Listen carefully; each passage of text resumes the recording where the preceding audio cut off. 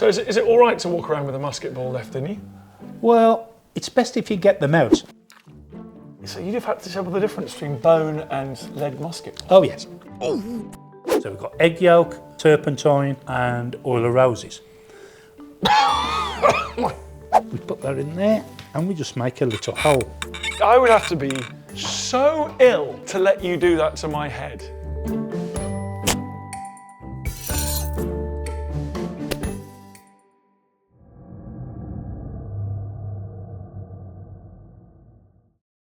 The transition from the medieval period into Tudor times and on into the Civil Wars saw advancing technologies.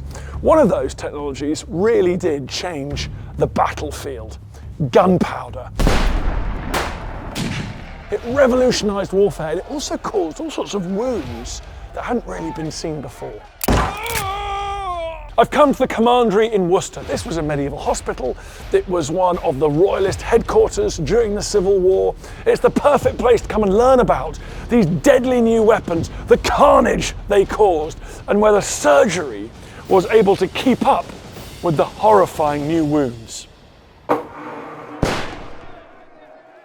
So last time you were with Matt, you were talking about medieval battlefield surgery. That blew my mind, but we've now moved forward into the Tudor era. What's happening? What's changing? Well, we've got a growth in firearms. Look at that. The musket. Indeed. Firearms did emerge in the 15th century, and at the Battle of Bosworth there were probably more firearms than there were bows and arrows. However, in the 16th century, these are now taking precedence. What kind of damage does one of those do to the human body? Basically, it's going to smash bone.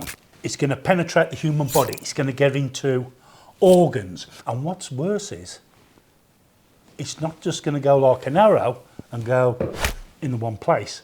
It's going to end up going all round the body. So it pinballs down your chest. Exactly. cavity. Similar with arrow wounds, it's going to take in bits of material. It can take in little bits of armour, bone. How does medical science evolve to try and heal people? Things really, from a philosophical point of view, haven't moved on.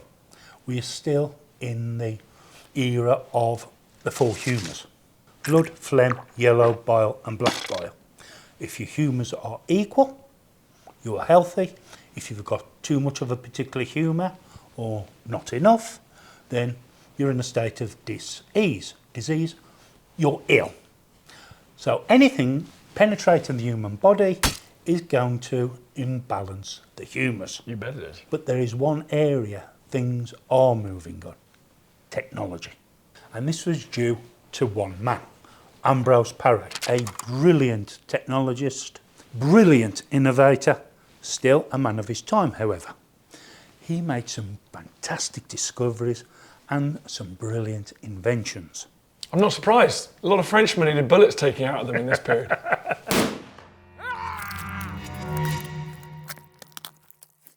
So if you're trying to detect a musket ball, you actually use the same technique as you did when searching for an arrow. You probed. Okay. For that, I need a subject. Not me, I hope. Oh, no. One I prepared earlier. This poor guy. Yeah, this is Joe. Right, he's been hit by a musket ball, has he? He has. We've got some damage at the side. The first thing we have to do, using the knife, and we're just going to reopen the wound a bit. That must have been grim. And obviously, no anaesthetic here, right? Joe's awake and you're just opening up the wound, working on him like that. Paré doesn't record any anaesthetic being used. So we must assume no. And then we're going to probe the wound. What we're doing is wait and see if you can feel the bullet, and I can. So you're doing it by touch? Yeah. Come on, go. You can. But, so you'd have had to tell the difference between bone and lead musket. Oh, yes. I think that's it there. Yeah, you've got it. Yeah. Now, we've got to be careful, because the one thing we don't want to do is to push that ball further into the chest. So I get the least invasive piece of equipment. I'll go with this one. Let's have a look at these. It's a pair of snipe-nose pliers. Yeah, but the only problem is I've got to make the wound a little bit wider again. To fit these in? Yeah.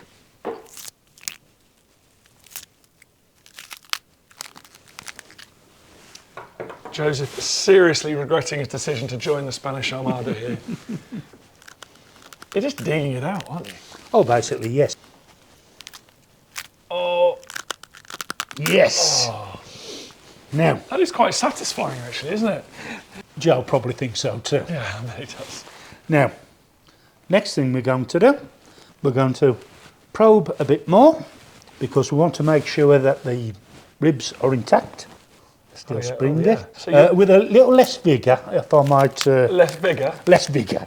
So you can tell from a rib when you're touching it, you can tell if it's still connected to all the right bits? Yeah, you can feel it, how smooth it is. It's not fractured in any way. What we'll then do is we'll apply a little roll of bandage, soaked in turpentine. So a bit of disinfectant? Yeah.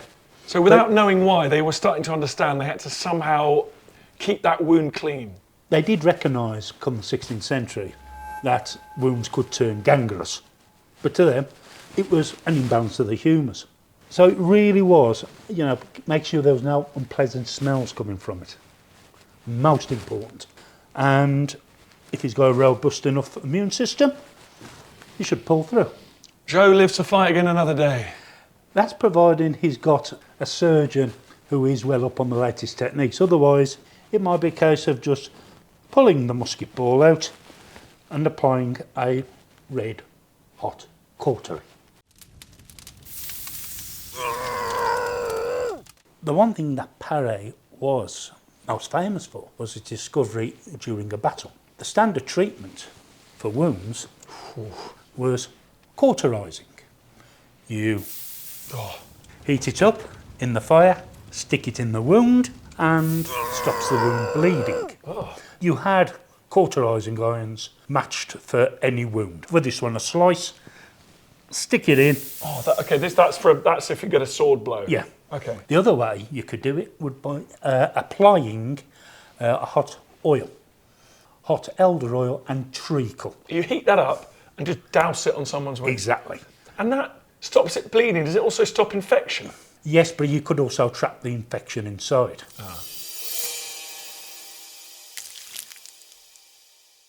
However, this was what Paris discovered. This was a game changer. In this bowl, I've got egg yolk, turpentine oil, and rose oil.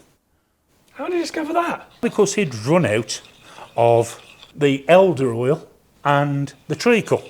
Imagine the other stuff he must have used to get to that, though. So this is it's a cold oil. So there's only one way to find out if it works. I think I know where this is going. Would you like to roll up a sleeve? Would you like me to shoot myself as well? We're just going to put some of that on. So this is cold oil. So previously it's been super hot treacle. Now it goes to cold egg yolk. Yeah, so we've got egg yolk, turpentine, and oil of roses. That is unbelievable, that smell. Yes, but turpentine does have antiseptic qualities. Does it? So do roses. But what happened was, Paris discovered that the men he applied this to, their wounds healed far more quicker than those who'd had the hot oil treatment. I'm not surprised. If I was an infection, I'd run a mile. So he didn't know why, but what was actually going on? Because it's a disinfectant, isn't it? Yeah, in a way, yes. But what's happening is he has got no idea of this. He's still a man who deals with the four humours. But this was a major move forward. What he did influenced surgeons throughout history. And I say surgeons, in this country, thanks to Henry VIII, we've now got the Guild of Barber Surgeons. So it's not just a Wild West. You're a surgeon, you're part of the guild, you're registered with the king, and you can practice. In some ways, it's a good time to be a surgeon because you've got these wonderful books available. In the 16th century, we've got Vesalius, we've got Da Vinci, massive exploration into the human body. And you've got guys like Paris making these new discoveries. You've got plenty of people shooting each other as well, so they've got lots to practice on. Indeed. So Joe has had the bullet removed. Yeah. He's found himself a ship. They've limped back to Spain. Yeah. What are his chances of surviving, though? Because his troubles are only really just beginning, aren't they? There's lots that can still kill him. The most important thing is how robust his immune system is. The better nourished you were, the more robust your immune system was. Which, of course, in armies, famously, they're always lacking food, they've got Yeah. bad water, so a lot of the time, I'm sure that would be a huge problem. Yeah, it was a big problem. In this case, we'll imagine that he's been looked after, so his immune system is robust. We haven't had any problems with the fracturing of ribs. Didn't appear to be any clothing pushed into the wound. What we're going to look at now is if there's been any gunpowder burns. Now, Paré really didn't like gunpowder burns. He saw gunpowder as poisonous. We know that's not necessarily true, but to Paré, that had to be dealt with. Those are burns caused by gunpowder igniting close Yeah, to you. yeah. Okay. I've got a treatment for that. Oh, good. Onion paste. Oh, that doesn't sound too bad. The things he must have smeared over his patients before he found stuff that worked. And with modern science, is there actually any benefit of this? There is. Onions contain sulfates. Sulfates are excellent for killing bacteria. So, yeah, there is a sound science behind it. Not that Paré understood that. This is a very basic antibiotic. Very, very basic. To him, it's balancing the humours. So smearing this all over a wound wouldn't do any harm. In fact, it might help. Yeah. But there's so many different types of wounds, aren't there? So many different weapons, so many different things that can happen to you on a battlefield. So presumably there's all sorts of different tools appropriate to each wound. Mainly, we see a growth when it comes to musket balls. They're getting really common on battlefields. There's one thing about a lead musket ball. It's soft.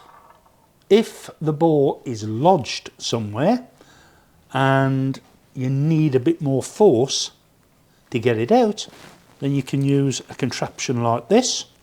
You would place that against the ball. That would then be twisted down, and as it goes down, bores Into the ball. Yeah, into the ball. But all the time pressing against whatever it's Exactly. So that's going to be agony. Another kind of instrument we've got are forceps, which allow the surgeon to go in, catch the ball, and easily withdraw it. One of Paré's famous ones is this one, which some wags have called the hungry hippo. If you're opening those jaws inside the body, that surely is doing quite a lot of damage when you're in there, isn't it? Yes, there's no way around that. If they need to get the ball out, sometimes they may leave the ball in if they didn't think it was going to do any damage. So is it all right to walk around with a musket ball left in you? Well, it's best if you get them out because lead may have antimony in them, that can be poisonous. But if you couldn't, sometimes they may work themselves out a bit like arrows did. It's a process of sloughing, and if it's close enough to the surface. Body forces out the ball? Yeah. Wow. And if you couldn't get the bullet out at all, there was always the nuclear option, right? That's just saw it off.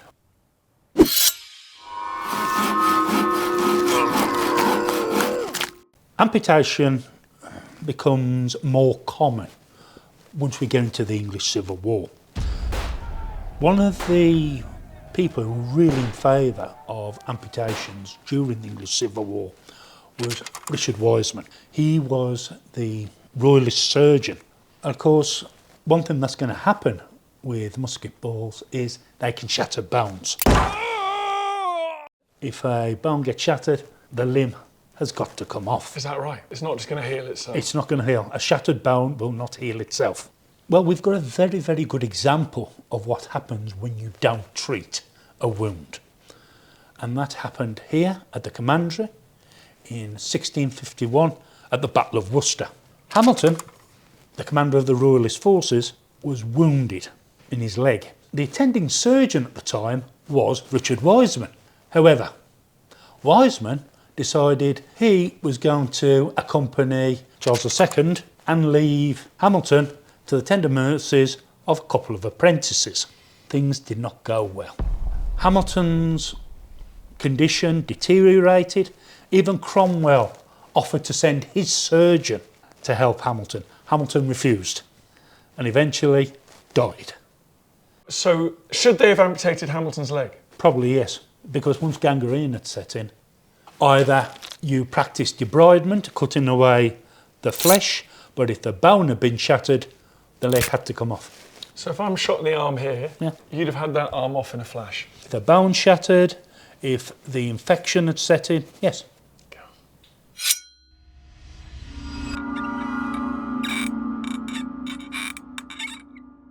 This is where Paré again came to the fore. In the last documentary that we did, looking at trepanning, it was a hand drill. Trepanning, so going into the brain? Into the skull. Into the skull. Sorry. Into the skull. We don't go into the brain. Of course, don't touch the brain. Don't touch the brain. They knew that in the medieval period, don't touch the brain. So this is head wounds now? Head wounds, yeah. Can you give me a demonstration of how this was done? I certainly can. Do we have a willing subject? Well, actually, luckily, I have just been out of the garden bludgeoning a skull with a musket, so here's one I prepared earlier. Excellent.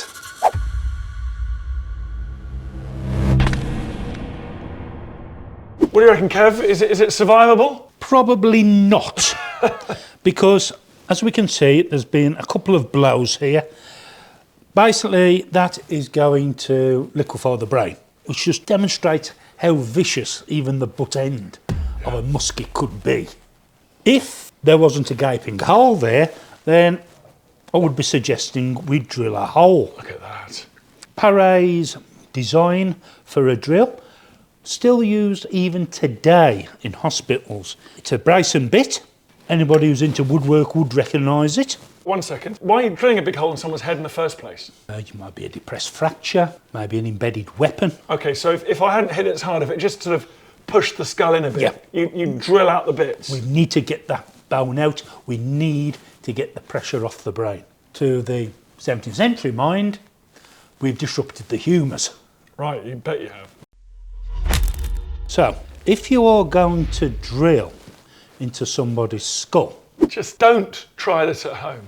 We go back to the knife, we would cut across, and then we would lever the skin back. So expose the skull. Oh my God. Then, get a little auger, we put that in there, and we just make a little hole. Now, in that little hole we've made, we will place that spike. And then we cut round. Goodness gracious me. Yeah. And that chops a nice little round circle out the skull. Indeed it does, because we've got the cutting edge there, but don't forget, there's a problem. You've got a great big spike there. If you carry on going down, that spike's going to pierce the brain. So this is where Paré was really clever. Retractable. Okay. Remove the spike, you fix the hood to the depth you want, replace the cutting edge in the groove you've made, and carry on drilling through. Drilling through the skull. Okay. I would have to be so ill to let you do that to my head. I mean, I think I'd take death over that. Oh. We can't do that, however. Not with this one. Because there's a big hole in the skull. There's a big hole already. So what are we using? Okay, first thing we're going to do, cut the skin away. We've got some loose pieces of bone in there. We don't want those pieces of bone penetrating the brain. So, what I'm going to do, poking around inside the skull. There we go. Oh, God, there we go. Now, we've got a couple more pieces in there. There's another little piece coming out. Yeah. Okay. Now, we've got the pieces of skull out. Yeah. We didn't want any pieces being left in and penetrating the brain. There's something else I've got to do now, and I've got to use another instrument that was invented by Paré, the elevator, because I just want to make sure that all the pieces around the hole are still secure. We place that on the skull and we just go around making sure none are loose. So it's like an egg, like a boiled egg. You don't want another piece just to break off. And thankfully, they're all secure. Could that heal over? Not really, no. But in the 17th century, we started applying silver coins. What, they plugged the gap with a silver coin? Yeah. But we haven't quite finished, because there's still some sharp edges. Yes, I was going to say. What we need is the lenticular. So that goes into the hole, and then what we do is we just go around shaving off the edges. Shaving off the edges. And the guy is conscious while you're doing this. Yeah, but don't forget, there's no nerve endings in the skull. That makes me feel better. Yeah? So you're not going to feel it. And even today, when we do operations on the brain, people are still awake. So the surgeons know if they hit anyway and there's a problem, how the patient responds. However, Wiseman did make a complaint about some surgeons doing trepanning. He said all too often they take off with pieces of the skull and use them as amulets.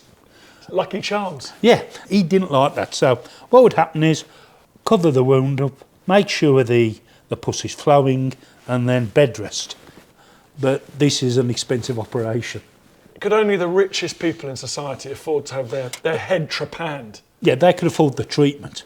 In the English Civil War, a lot of the soldiers, the foot soldiers, would have to deal with whoever's in the baggage train, often surgeons getting practice, the journeymen.